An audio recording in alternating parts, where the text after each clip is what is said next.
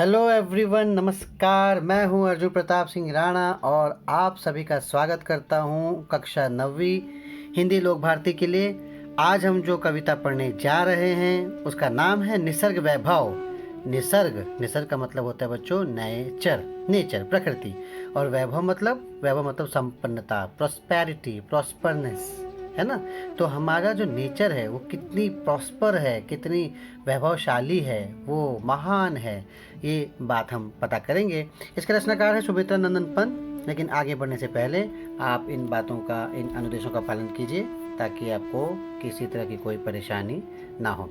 देखिए बच्चों, कविता क्या होती है। कविता जो है आप देखते हैं कि रस की अनुभूति कराने वाली, सुंदर अर्थ प्रकट करने वाली, हृदय की कोमल अनुभूतियों को साकार रूप देने वाली कविता है। और ये कविता जो है वो प्राकृतिक वैभव, सौंदर्य, सुंदरता, निसर्ग और निसर्ग की आध्यात्मिकता, इसके बारे में बताती है। लेकिन इसके पहले सुमित्रा नंदन पंत के बारे में हम यहाँ पे जानने का प्रयास करेंगे। सुमित्रा नंदन पंत बच्चों, आप ये देखिए, सुमित्रा नंदन पंत का जन्म जो है वो 20 मई 1900 को बागेश्वर जिले के कौसानी नामक गांव में हुआ था, जो उत्तराखंड में यानी उत्तराखंड में पड़ता है। इनके जीवन की सबसे बड़ी ट्रेजेडी ये थी बच्चों कि जन्म के 6 घंटे के बाद ही इनकी मां का निधन हो गया। तो फिर बचपन इनका लालन पालन जो है इनकी दादी ने किया। पहले बचपन में इनका नाम गोसाई दत्त रखा गया था, गोसाई दत्त।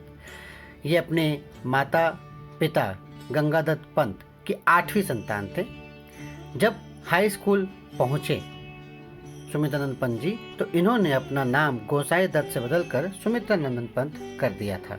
बच्चों, 1921 में असहयोग आंदोलन के दौरान महात्मा गांधी के भारतीयों से अंग्रेजी विद्यालय, महाविद्यालय, न्यायालय या सरकारी कार्यालयों का बहिष्कार करने का जो आह्वान किया गया था, बॉयकॉट, है ना, तो उसके तहत गांधी जी से प्रभावित होकर इन्होंने महाविद्यालय जाना छोड़ दिया और फिर घर पर ही रहकर हिंदी, संस्कृत, बांग्ला, अंग्रेजी भाषा साहित्य का अध्ययन किया। इलाहाबाद में ही इनकी काव्य चेतना का विकास हुआ। आगे संकट बढ़ा, पिताजी कर्ज में डूबते गए और कर्ज से जूझते हुए इनके पिताजी का निधन हो गया।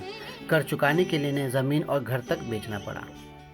लेकिन फिर भी इन्होंने हिम्मत नहीं हारी और धीरे धीरे आगे बढ़ते रहे। 1950 से 1957 तक आकाशवाणी ऑल इंडिया रेडियो में ये काउंसलर के रूप में काम करते रहे, परामर्शदाता के रूप में। उसके बाद चिदम्बरा 1958 में इनके काव्य संग्रहों की कविता प्रकाशित हुई जिसका नाम था चिदम्बरा, और इसी किताब पर इनको बच्चों भारतीय साहित्य में दिया जाने वाला सबसे बड़ा पुरस्कार भारतीय ज्ञानपीठ पुरस्कार 1968 में प्राप्त हुआ। 1960 में ही बूढ़ा चांद, कला और बूढ़ा चांद, इस काव्य संग्रह के लिए साहित्य अकादमी का पुरस्कार मिला। 1961 में पद्म भूषण की उपाधि भी मिली और 1964 में इनका विशाल महाकाव्य लोकायतन का प्रकाशन हुआ। बच्चों, ऐसा माना जाता है कि सुमित्रा नंदन पंत जब 4वीं कक्षा में ही पढ़ रहे थे तभी से उन्होंने कविता लिखना शुरू कर दिया था। ये इतने तेजस्वी थे और इतने प्रतिभावान थे कि इनकी हर कविता संग्रह जैसे ही बाजार में आती छा जाती। कई तरह के पुरस्कार देख रहे हैं, आप जान रहे हैं, समझ रहे हैं। तो ऐसे थे सुमित्रा नंदन पंत।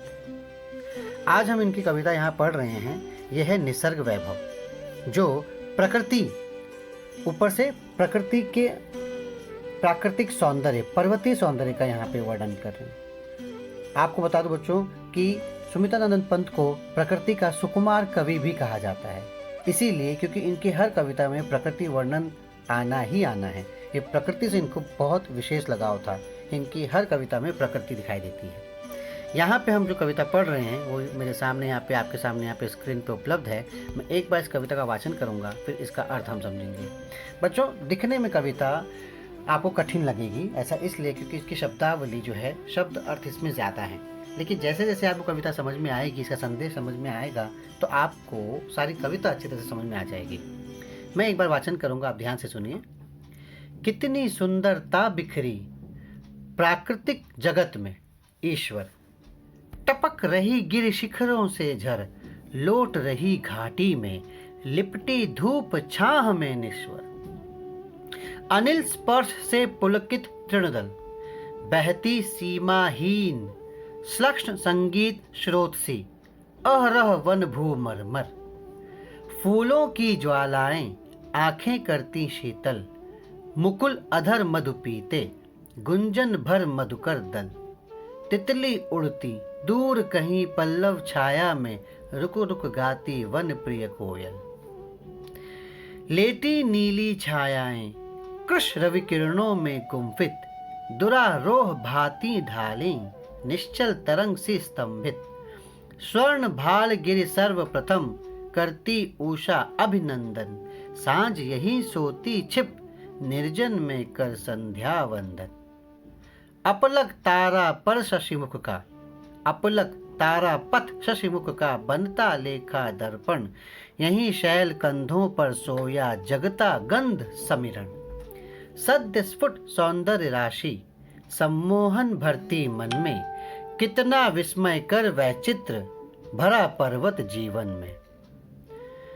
खग चखते फल कुतर रही गिलहरियां कोपल, वन पशु सब लगते प्रसन्न परिचित मरकत आंगन में। स्वाभाविक यदि मुझे याद आता ईश्वर इस क्षण में, जड़ जग इतना सुंदर जब, चेतन जग में क्या कारण, रहता अहरह जो विषण्ण जीवन मन का संघर्षण। मनुष्य प्रकृति का करना फिर नव विश्लेषण संश्लेषण, ईश्वर का प्रतिनिधि नर, ईश्वर का प्रतिनिधि नर, अभिशापित हो उसका जीवन। लगता अपनी क्षुद्र अहंता ही में सीमित केंद्रित, छिन्न हो गया विश्व चेतना से मानव मन निश्चित। देखिए बच्चों, कविता का अर्थ आपको शायद समझ में ना आया हो। पतझड़ से, पतझड़ काव्य संग्रह से कविता ली गई है, लेकिन जैसे जैसे मैं आपको कविता समझाते जाऊंगा आपको समझ में भी आएगा। बड़े आसान है बच्चों। देखते हैं, मैंने कठिन शब्दों के अर्थ यहाँ पे भी दिए हैं। कवि क्या कहता है कि कितनी सुंदरता बिखरी प्राकृतिक जगत में ईश्वर। हे ईश्वर, इस प्रकृति में, इस प्राकृतिक जगत में जो जगत आपने बनाया है, कितनी सुंदरता है। टपक रही गिरि शिखरों से, गिरि यानी पर्वत, शिखर यानी टॉप, पीक, पर्वतों के शिखरों से झरना झर रहा है। ठीक है, लेकिन यहाँ पे सिर्फ झरना झरने की बात नहीं हो रही है। आगे वो कहते हैं, लोट रही घाटी में लिपटी धूप छाह में निश्वर। लोट रही मतलब लोटपोट करना, घाटी मतलब वैली। ठीक है, इसी घाटी में ये धूप जो है, धूप और छाह लिपटी हुई है, मतलब गिरि शिखरों पर घाटियों में कहीं धूप है तो कहीं छाया पसरी हुई है, फैली हुई है। ऐसी ये प्रकृति है। देखिए प्रकृति आपके यहाँ पे। आगे कवि कहते हैं, अनिल स्पर्श से, अनिल यानी हवा, हवा के स्पर्श से पुलकित तृणदल, पुलकित यानी खुश हो जाते हैं, तृणदल यानी घासों का, तिनकों का समूह, खुशी से झूम रहे हैं।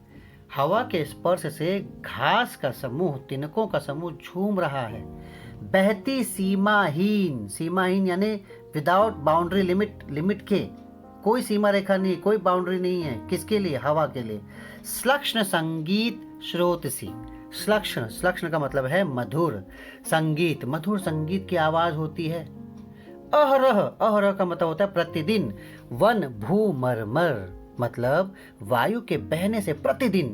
वन भू, वन यानी जंगल, भू यानी भूमि, धरती, है ना। मरमर बच्चों, मरमर आवाज का नाम है। आवाज, जैसे पत्ते हिलते हैं तो जो आवाज निकलती है पत्तों के हिलने से, टकराने से, जो आप देख रहे हैं यहाँ पर, तो उसे कहते हैं मरमर की आवाज। तो ये मरमर की मधुर ध्वनि, जैसे मेंढक आवाज निकालता है तो हम क्या कहते हैं? टर की आवाज निकाल रहा है। नदी बहती तो हम कहते हैं नदी की कलकल की आवाज। उसी तरह से पत्तों के हिलने डुलने की जो आवाज होती है उसे मरमर की आवाज, ध्वनि कहते हैं। तो फूल अपना ये हवाओं के बहने से, पत्तों के हिलने से जो मधुर मरमर ध्वनि निकल रही है, इतनी प्यारी प्रकृति में ये सब कुछ चल रहा है। आगे है फूलों की ज्वालाएं, फूलों की। अब जैसे आग की ज्वाला होती है बच्चों, तो यहाँ पे फूलों की ज्वाला की बात की जा रही है। असल में फूलों की ज्वाला से अर्थ है फूलों से निकलने वाला जो रंग है। अब देखिए यहाँ पे फूल दिखाई दे रहे हैं तो पीला पीला फूल दिखाई दे रहा है, तो ऐसा लग रहा है फूलों की ज्वाला है, फूलों की अग्नि निकल रही है, उनका रंग निकल रहा है। आंखें करती शीतल, ये ज्वाला अग्नि की ज्वाला नहीं है, जो आंखों को गर्म कर दें। ये फूलों की ज्वालाएं जो आंखों को ठंडी करती है, शीतलता प्रदान करती है। मुकुल अधर मधु पीते, मुकुल का मतलब है कली, अधर मतलब होंठ, तो कलियों के होंठों से रस पीते मधु, मधु कौन, मधुकर यानी भौरा, मधु पीते, सॉरी यहाँ पे मधु का मतलब होता है शहद, हानि, ठीक है। तो कलियों के होंठों से शहद पीते, गुंजन भर, गुंजन यानी आवाज, गुंजन की आवाज करते हुए मधुकर दल, मधुकर मतलब भौरों का जो दल है, ग्रुप है, भौरों का दल गुंजन करते हुए कलियों का रस पी रहे हैं। तितली उड़ती, तितलियां उड़ रही हैं, दूर कहीं पल्लव छाया में रुक रुक गाती वन प्रिय कोयल, और वहीं किसी पत्तों की छाया में बैठी प्यारी सी कोयल मधुर स्वर में गाना गा रही है। यानी नेचर, प्रकृति का जो वैभव है, संपन्नता जो है, जो प्रॉस्पेरिटी है, वो पूरी तरह से खिला हुआ है, चारों तरफ खुशियां ही खुशियां नजर आ रही हैं, प्रकृति इतनी सुंदर दिख रही है। लेटी नीली छायाएं कृष्ण कवि किरणों में गुम्फित, लेटी नीली छायाएं, आप देखते हैं बच्चों के आकाश नीला दिखाई देता है, सूरज से जो रोशनी आती है ना, उस रोशनी में नीला प्रकाश, धरती में पानी के उपलब्ध होने से उनकी आपस में जो लड़ाई होती है, या क्या कहते हैं ना, आपस में प्रतिबिंब जो उनका निकलता है, तो नीला रंग आकाश में छा जाता है। तो सूरज की किरणों से निकली नीली छायाएं कृष्ण कवि किरणों में, कृष्ण यानी दुर्बल, रवि किरण, रवि किरण जो होती है यानी सूरज की जो किरणें होती हैं वो एकदम पतली दिखाई नहीं देती ना, दुर्बल, कमजोर, पतली होती हैं, तो दुर्बल मतलब यहाँ पे पतली नहीं कहना, यहाँ पे कहना है कि एकदम दुर्बल, दिखाई नहीं देती हमको, लेकिन ये गुम्फित है, गुम्फित यानी मिली हुई है, किससे, दुरारोह भांति ढालें, दुरारोह का मतलब होता है ताड़ का पेड़, ताड़ का पेड़ बहुत ऊंचा होता है बच्चों, इसमें चढ़ना बड़ा कठिन होता है। तो इन ताड़ के पेड़ों में, इन ताड़ के पेड़ से ताड़ी भी बनती है, आपने सुना होगा, ताड़ी नशीली चीज़ है, बड़ी बेकार होती है, स्वास्थ्य के लिए भी हानिकारक होती है, लेकिन ये ताड़ के पेड़ होते हैं। तो ताड़ के पेड़ों से बच्चों आप ये देखिए कि रवि की जो कोमल किरणें हैं, उनकी जो गुथी छाया है लंबे ताड़ों के पेड़ों पे पड़ रही हैं, और निश्चल, एकदम स्थिर, निश्चल, तरंग सी स्तंभित, तरंग मतलब क्या होता है, वेव, स्तंभित मतलब शांत, स्थिर, इस तरह से वो छायाएं दिखाई देती है, यानी प्रकाश, सूरज का प्रकाश पेड़ों से ऐसे लिपटा हुआ है।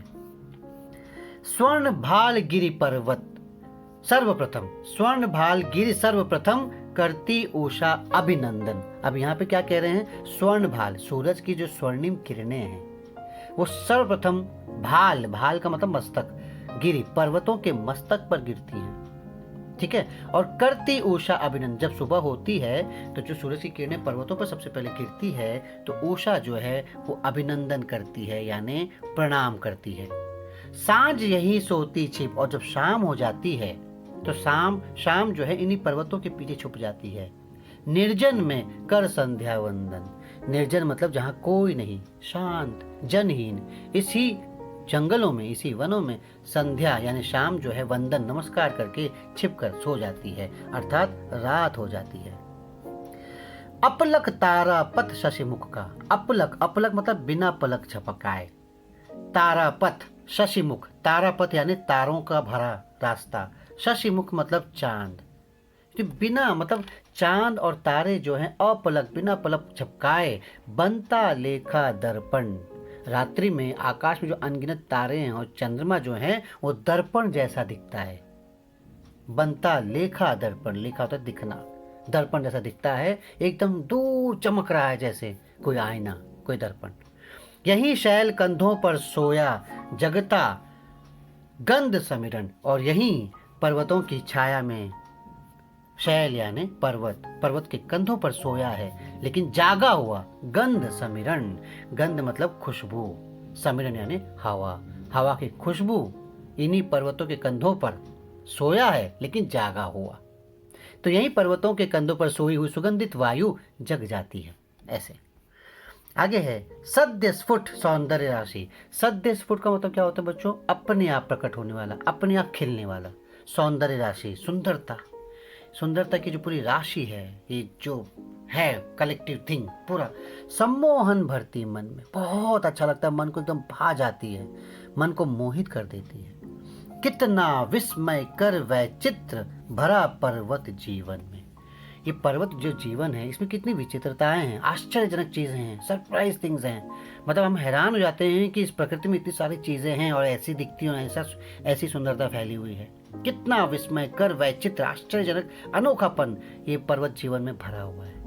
और इन्हीं पर्वतों जीवन में कौन रहते हैं? पक्षी, खग, जानवर।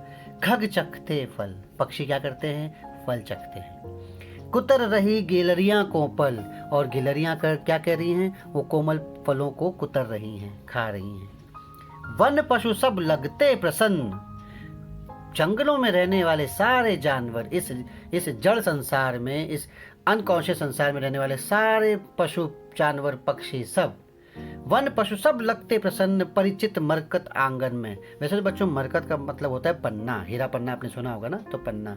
लेकिन यहाँ पर मरकत का मतलब ये है कि ये जो मृत्यु लोक है, मतलब जहाँ जिसने जन्म लिया हो उसकी मृत्यु निश्चित है, इस मृत्यु लोक में भी सारे वन पशु सब प्रसन्न हैं। लेकिन इसी समय स्वाभाविक, नेचुरली, यदि मुझे याद आता ईश्वर इस क्षण में, हे ईश्वर, मुझे ऐसे ही क्षण में याद आ रहा है, क्या पता है? मनुष्य जगत की, मनुष्य जगत का ध्यान आ रहा है। जहाँ प्रकृति इतनी सुंदरता फैली हुई प्रकृति में, वहाँ पे वन पशु इतने खुश हैं, पक्षियाँ इतने खुश हैं, खग पक्षी खुश हैं। ऐसे क्षण में मुझे याद आता है कि इस मनुष्य को क्या हो गया। जड़ जग इतना सुंदर जब, चेतन जग में क्या कारण।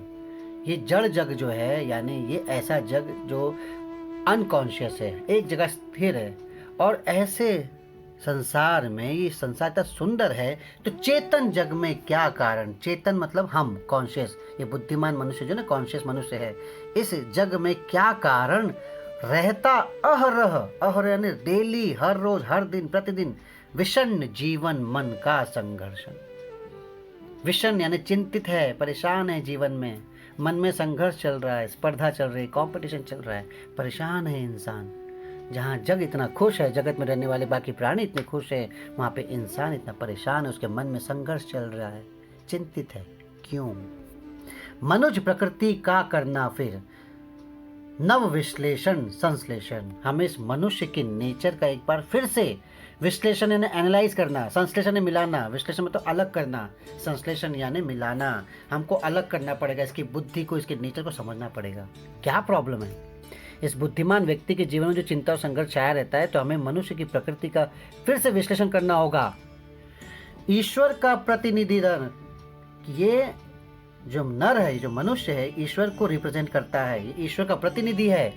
और इस नर के जीवन में अभिशापित हो उसका जीवन जो है शापग्रस्त क्यों हो गया है? वो शापग्रस्त जीवन क्यों व्यतीत कर रहा है? ऐसा लग रहा है जैसे उसके ऊपर कोई कर्ज हो गया है।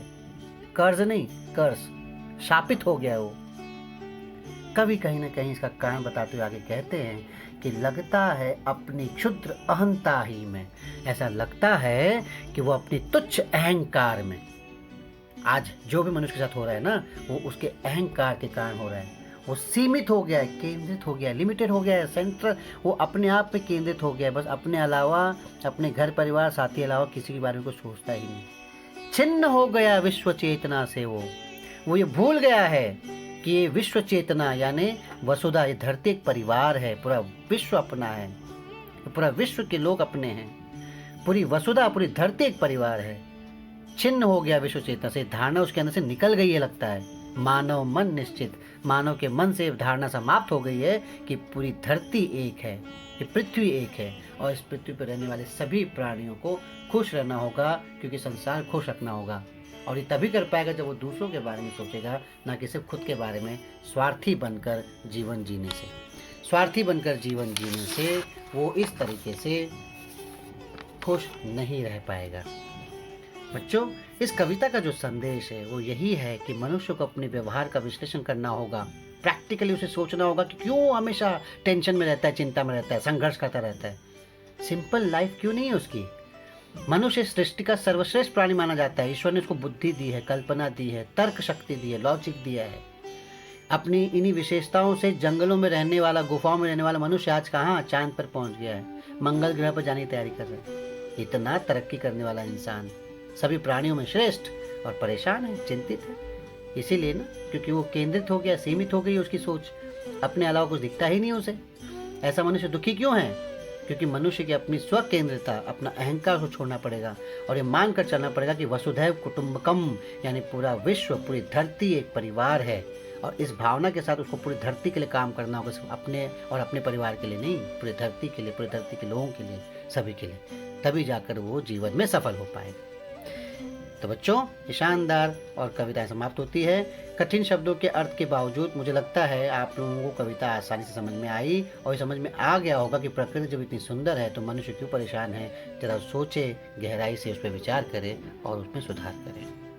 तो फिर मिलते हैं अगली कक्षा में इसी कविता से संबंधित प्रश्नोत्तर के साथ। तब तक के लिए ध्यान रखिए। धन्यवाद।